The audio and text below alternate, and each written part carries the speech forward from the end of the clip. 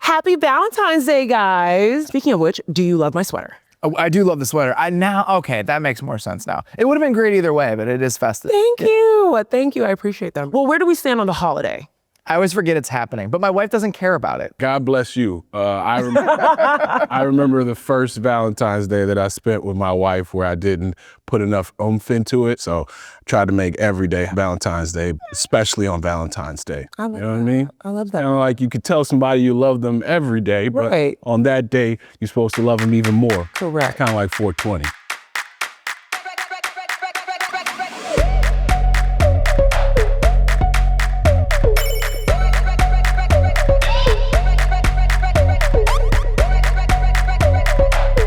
Come on, Matt. Nice. There you go.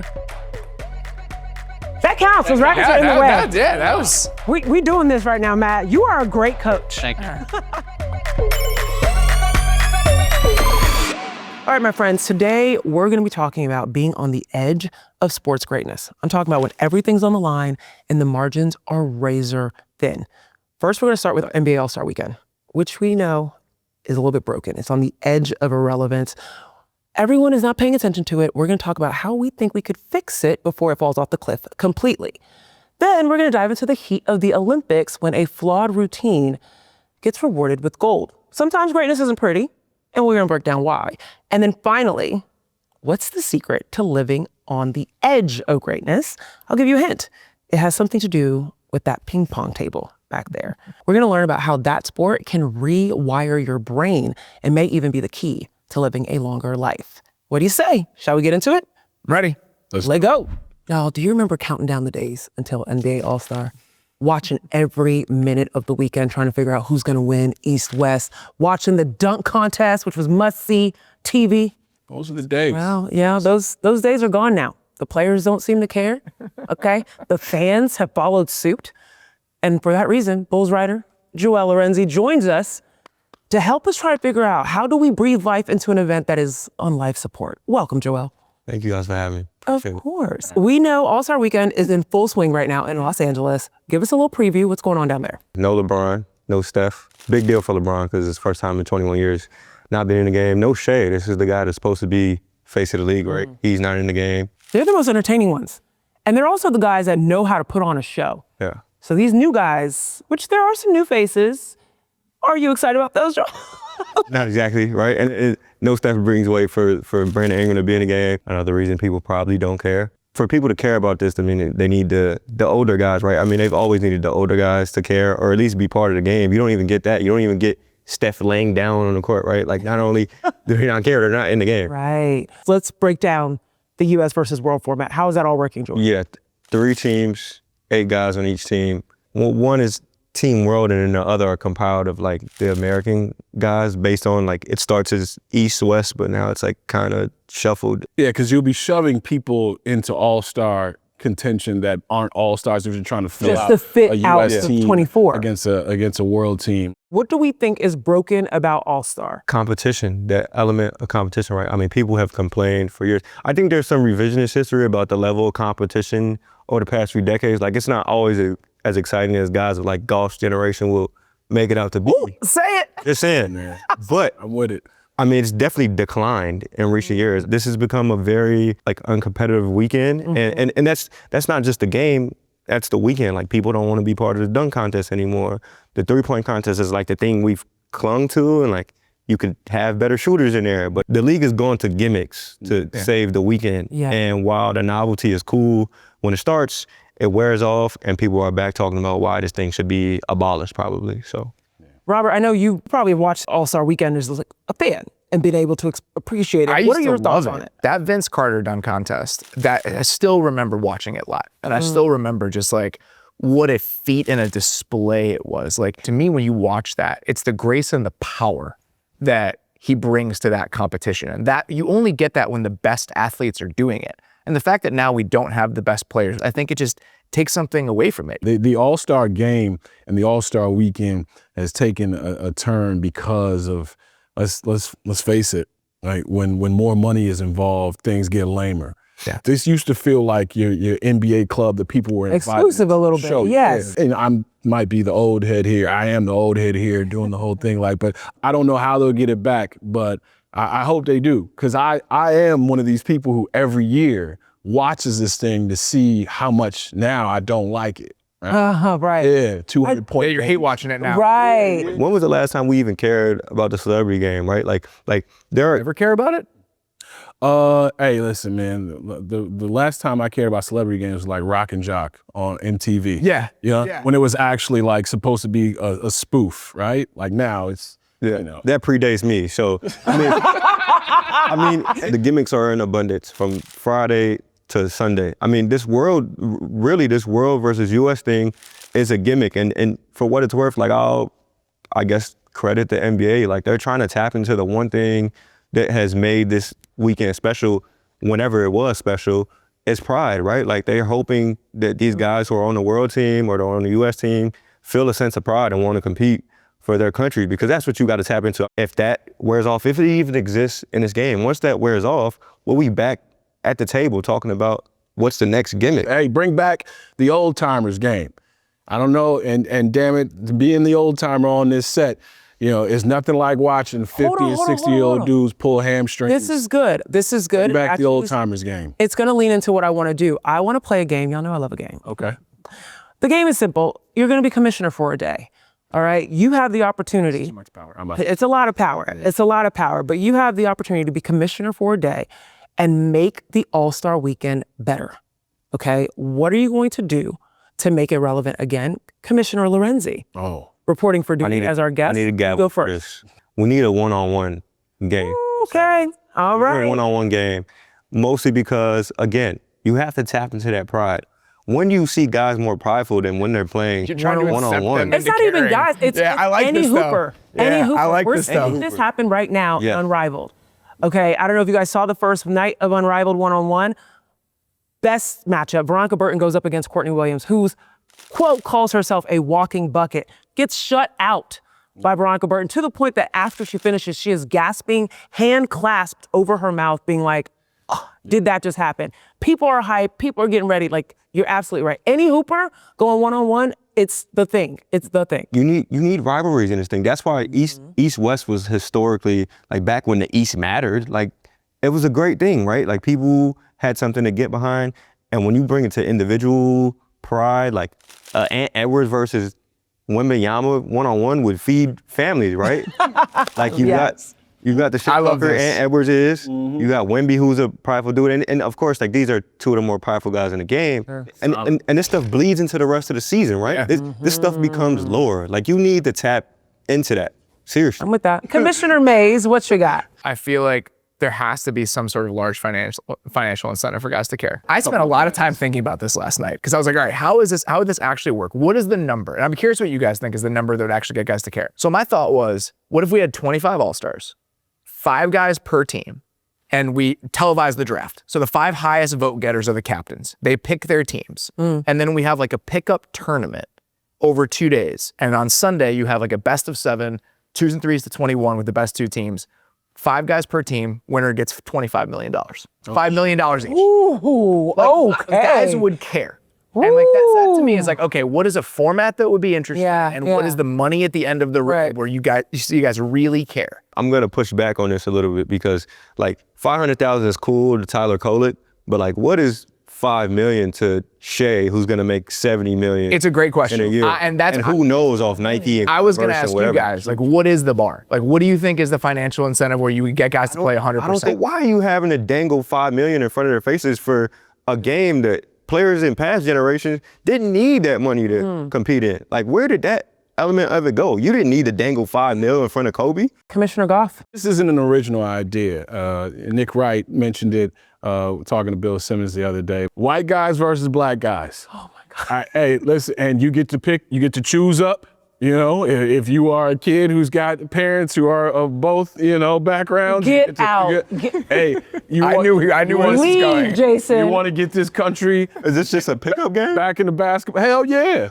You know, you get Jokic, You know, you get them boys on that side, Luka, Chet on that side. Is this Sunday or is this Saturday? I'm down with whatever. You can make it Saturday and Sunday. For the losers, you get to repick. You know what I'm saying? You know what I mean? You look at some of them Choose a dudes like, hey, different we got genetic you on that lineup. side. Oh, I'm dead. Just saying. So yeah, Someone's gonna want to choose if they're gonna represent their father or their mother. I'm down with it. Find out. Hey, choose This up. is crazy. You know what I mean? You already chose up, you know, depending on the kind of cars you done bought them. So like, hey, choose up. I'm Put the done. white guys on one side, the black Okay, guys on one okay. side, and let's figure this thing out. I think it's something that this country could get behind. For me, as Commissioner Kada, when did you first fall in love with the competition of the game, even if you weren't a good basketball player?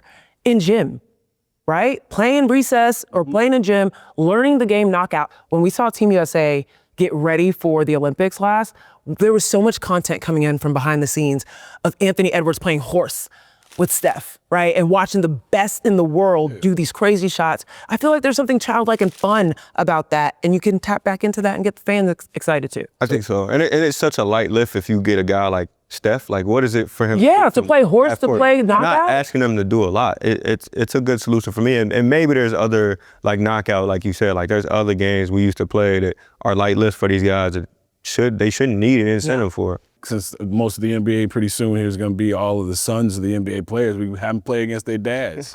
Wait, that actually would be so cute. Yeah. A father-son game? There we have it. NBA All-Star Do we Weekend fix it? problems dissected. I think we figured something out. Commissioners, well done. Thank you, Joel, for coming to break this down for us. And go read him at The Athletic.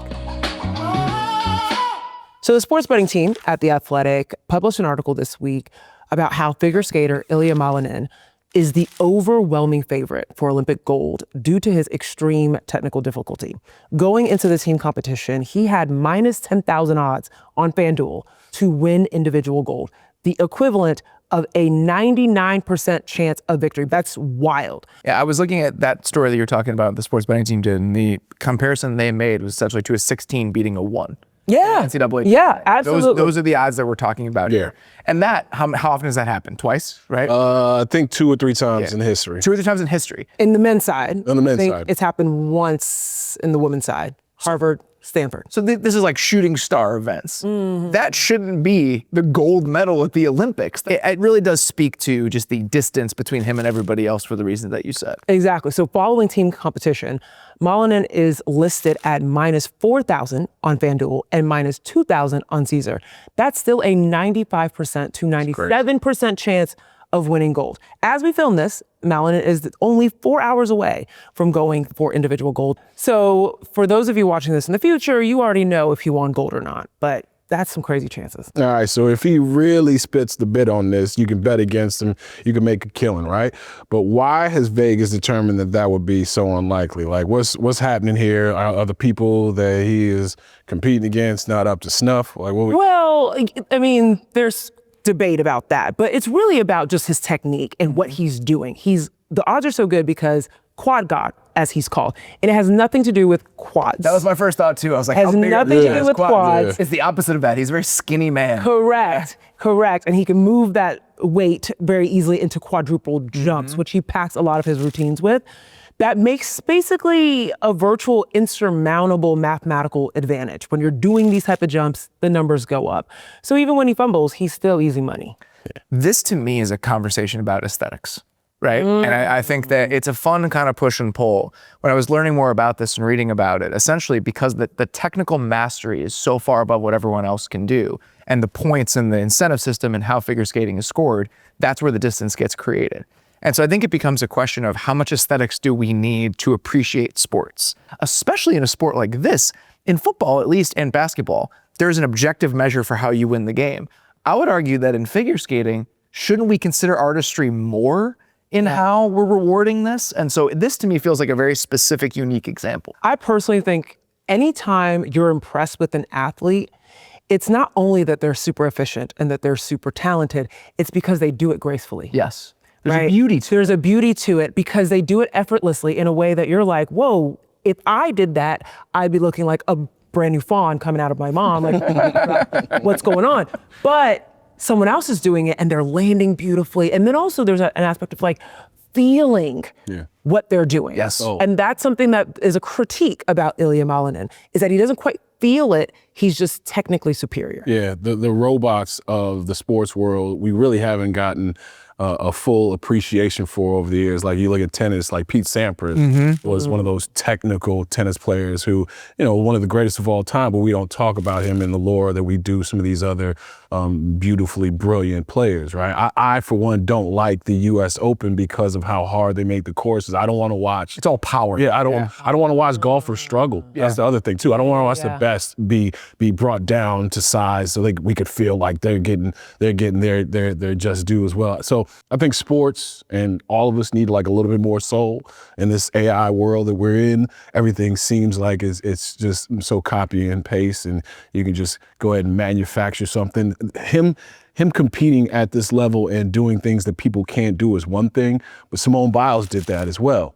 Right, but she also made it beautiful, and things were easily landed because of how awesome she is. So I'm kind of caught in the middle here. It's a thin line. It's like a really thin line to like understand like how much we should appreciate the technical mastery and like how much artistry you need in there. I don't know what the ratio should look like, but I do know that it shouldn't be like 98-2, which it seems like this kind of is. Figure skating, I don't know if you guys keep up with it, but it is all emotion. Yeah, I've been watching a lot of it over the last 2 days. It is dramatic, right? And the music that you choose and everything. And so it's very interesting that, there is a subjective matter of what do you see when you have Ilia Malinin put up those crazy quad jumps.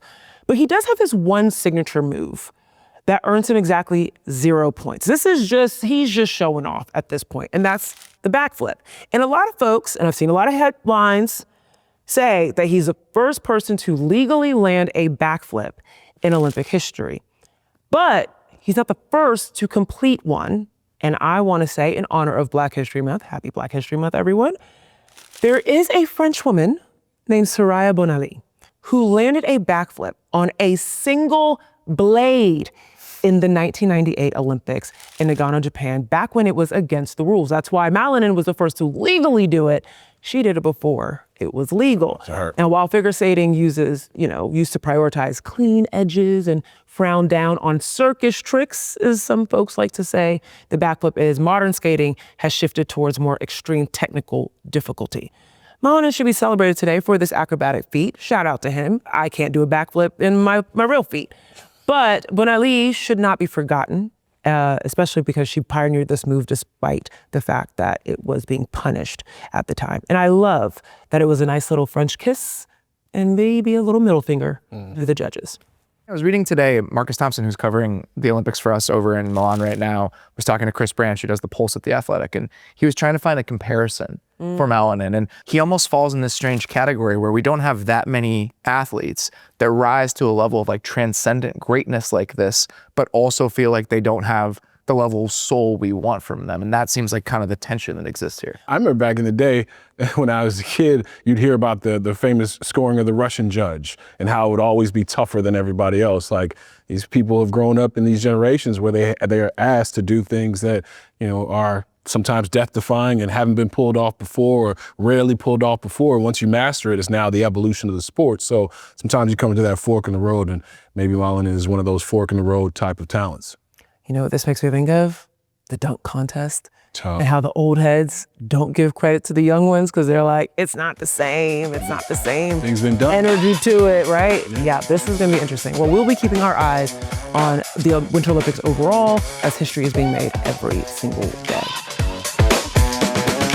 Well, you may notice that we're not in our usual spots, and that's because we have a super exciting segment today all about table tennis. To help us explain why this sport could be the secret to a healthy, long life, we've got senior writer from The Athletic here, Rustin Dodd, as well as professional table tennis player Matt Hetherington to help us understand everything. So welcome, guys. Thanks for joining us. Thanks for having us, yeah. Okay, so we're around this table. I have not been on a ping pong table in a long time, but tell us why we're here today. So earlier this year, I had this conversation with this professor at UNC Greensboro. His name's Alan Chu. He's originally from Hong Kong, and he works with elite athletes. He's also a former professional table tennis player. And he was telling me about how good table tennis is for mindfulness, for mental health benefits. And I was like, well, that's kind of interesting. I kind of filed it away.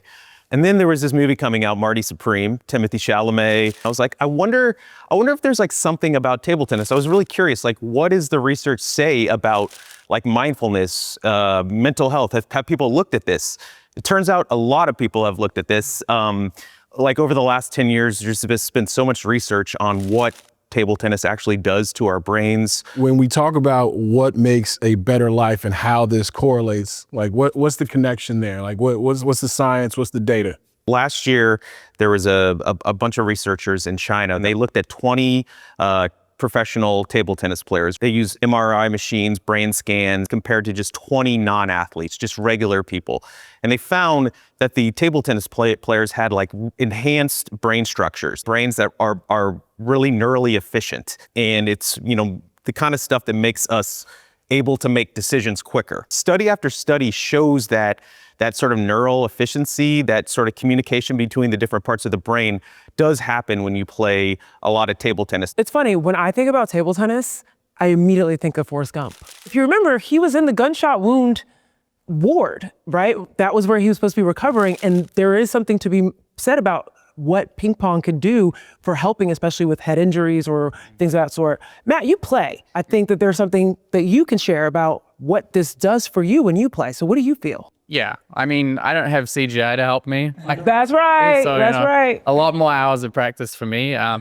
But this is an area that I've become very interested in over the years. Obviously, not just as a player, but as a coach. And you see in table tennis a lot of programs coming up for patients suffering from Parkinson's, dementia clinics. Like there's a lot of correlation now between some of the things that happen in table tennis that can help with symptoms of those things, some of those things that might be preventative. So I think it has become a more important part of the sport through different foundations and organizations. There's something to be said about the rhythm. Yeah. Right? The flow state. Like talk about what that mindfulness and that meditation almost ends up on the table. Yeah, when you're playing sports like table tennis, you kind of just go into cruise control. The sport happens so fast, you don't really have any time to consciously think about anything. And a lot of that just comes down to years of training and conditioned responses, and your brain just kind of goes into autopilot. This isn't like a conscious connection that you're making. It's all unconscious and immediate. Yeah. When did you fall in love with the sport? I mean, I started playing when I was 8, so 28 years ago. When I was growing up in New Zealand, table tennis level wasn't that great. But when I moved to university, to college, there were opportunities there. You talk about athletes and what they have to do to get ready physically and mentally. Like when you are competing or were competing, what did you have to do to get ready for high-level competition? I mean, it might come as a surprise to a lot of people, but there is actually a lot of physical training involved in table tennis. A lot of people think you just stand there. There are a lot of really fast, small movements, and there are specific ways that you need to practice the physical parts of it. It's also a lot of fast points back to back with short recovery times. So the aerobic part of it's important. So this is interesting. We're talking about the physical exertion that you've got to put out there, but we know that like pickleball is huge amongst older people. Table tennis is huge amongst older people. Racket sports actually have shown a little bit of, there's an extension of life that is tied to it. How does that work? Yeah, so this dates back to a study that was done in Denmark that was published in 2018. They looked at tennis and badminton in particular, but they found that people who played tennis lived like 9 years longer on average. People who played badminton, I think it was 6 or 7 years, you know, compared to like running or swimming or the other sports they looked at. So what about pro athletes in other sports? Because I assume that there will probably be some quiet benefits to doing this. Yeah, I mean, I've kind of across my career met different athletes from different sports. Some of them love table tennis, some of them are obsessed with it. Actually, a really good example is Bud Crawford, the boxer. He's extremely competitive, loves table tennis, and I think apart from being fun and getting that competitive spirit, it's also just a great reaction sport. You always see, you know, guys in the NBA or the NFL or in Major League Baseball playing table tennis a lot. It's always happening. And I think I always looked at that and just thought, oh, they're just bonding. Yep. It's just team chemistry. They're just competing. They're just killing time. And that may be the case. But I also think that there might be some, you know, performance benefits for guys that really do play a lot, that there might be something happening there. Okay, so now I'm itching to play. I want to get some brain elasticity That makes one of us. going. I'm afraid of him. Hey, I am, hey, but you know what? I want to learn. So hopefully you're gonna go easy on it. I will. But have you worked with amateurs like us? When Yeah. Yeah. Oh, good. Hey, Okay. I've worked with the whole range of table. Oh, thank goodness. Who's been like name drop us? Who's been on your list? I've been teaching Steve Aoki a little bit out in Vegas. Wow. So I just went out there. He's obsessed with brain health science. Yeah. Brain health science His and throwing music has cakes. even like. Those are Steve Throwing Aoki's cakes two and brain things. health, yeah.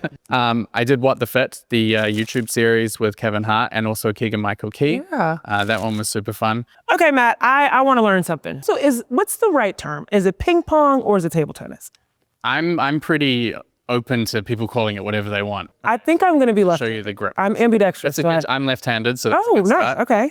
Okay, so you're gonna make an L with your hand, L with my hand. and then you're gonna grab thumb on this side, finger on this side, and then these fingers are gonna go around the handle. Oh, Most- that is not how most I've of been it holding a ping pong. Feels strange, paddle. right? Yeah, so most of the force is with your thumb and finger, and then your other fingers just stay on for stability. And then we're gonna start forehand side. Ooh, forehand side. Yeah. Oh, that's So you actually play a little bit outside your body to the side. I've You're doing seen that. left-handed because now I can show you. Okay. So if I grab this racket here, you would come out to the side a little bit, and then you're basically just turning a little bit into the ball. So from your hips, and then your elbow goes through. Elbow goes through. So that's probably one of the more basic shots. Okay. Like, do I need to tie my hair back? Get serious about this? So you're gonna hit the ball here. So I'm literally gonna hit the ball to you here. And my goal is to get it cross or just over? Your goal is to get it on the table. Okay. We're gonna start at the beginning. Here we go. Okay. So if I hit like this, That wasn't good. So sorry. top so Oh, you good. yes. Okay, nice. I'm thinking too much about my elbow. Ooh, react. Yeah. So this is where your brain's gonna start doing the work for you. So if you close your angle a tiny bit on your racket, then the ball will start coming down more. Turn the hips a little Okay. bit. Turn the hips. Okay. Okay, look at us. Okay. Oh, wait. I got excited. Stop it. Oh, I got a nice corner one right there. Yeah, so Matt, let's go. I'm ready. champion level. I'm ready. Let's go. It's not as intimidating as it looks, right? No, not at all. Period. Period. Nice. Come on, Matt. Nice. There you go. That counts. Those rackets are in the way. That was. We doing this right now, Matt. You are a great coach. Thank you. All right, are we gonna get a chance to get in here? Like, Yes. what's going on? Oh, All right, you know yeah. what? I think that's I'm perfect timing. ready now. Let's get it. Yeah, Here we go. I can't just sit here and Let's watch see if it. you guys are good as me. I don't All know. right, so who's on? We need to spread out the actual guys who Matt, play. I think I got to level 10. I apologize. I think you early. made some good progress, yeah. Matt Hetherington. Okay. Matt, I appreciate you taking it nicely on me. That's being a good guest here at the Athletic Show, but you don't have to take it that easy on the guys. I want you to show me your hardest serve right now. Let's see if they can bring it back. Here we go. Yeah. Rustin, you're going to have to bring your A game, baby. Okay, one more. Oh, man. Okay, keep going. All right, y'all, this is happening in real time. We are learning ping pong and actually getting the ball over the net. Respect to anyone who can actually play the game. Not quite like that, but Matt, I will actually be hiring you on the side. I'm gonna keep this paddle in hand for our next segment. Shout out to Rustin and shout out to Matt so much for joining us in studio today. Well done, Jason. Okay, Rustin. I didn't realize we were- Look at Zeno over there, y'all. Paddles up, looking all confident after that little table tennis situation that happened. But the fun and games are over, and I mean over. No more fun from here on out. It's time for serious competition. That's because it's time for the segment we like to call LFG. Learning feels good. You know how it works. I throw out a number. You tell me which answer is associated with that number. If we're ready, it's time for us to go. Okay? The number is 1198.